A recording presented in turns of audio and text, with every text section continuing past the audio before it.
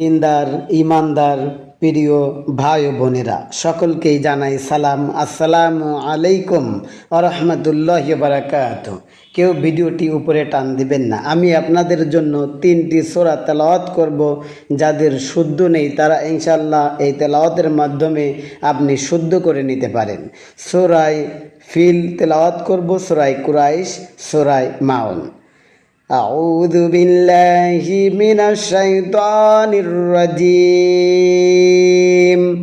بسم الله الرحمن الرحيم.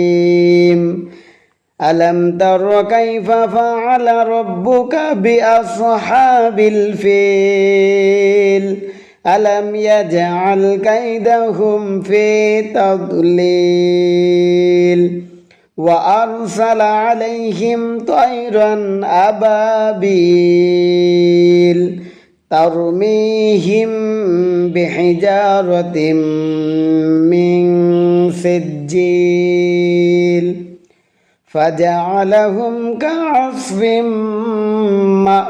مأكول. بسم الله الرحمن الرحيم. لإيلاف قريش إيلافهم رحلة الشتاء والصيف فليعبدوا رب هذا البيت الذي أطعمهم من جوع وآمنهم من خوف. بسم الله الرحمن الرحيم. أرأيت الذي يكذب بالدين فذلك الذي يدعو اليتيم ولا يحض على طعام المسكين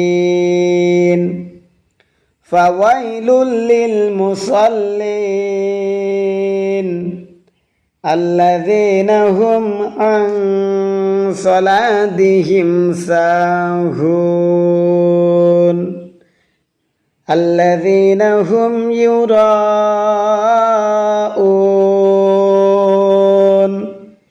আমার ভিডিওটি যেখান থেকে দেখছেন, যদি ফেসবুক থেকে দেখেন তাহলে একটা ফলো দিয়ে যাবেন, লাইক কমেন্ট শেয়ার করবেন, ও ইউটিউব থেকে দেখলে সাবস্ক্রাইব কমেন্ট শেয়ার করে দিবেন। নিজেরা কোরআন শুদ্ধ করুন এবং অন্যদেরকে শেখার সুযোগ করে দিন। আসসালামু আলাইকুম ওয়া রাহমাতুল্লাহি ওয়া বারাকাতুহু।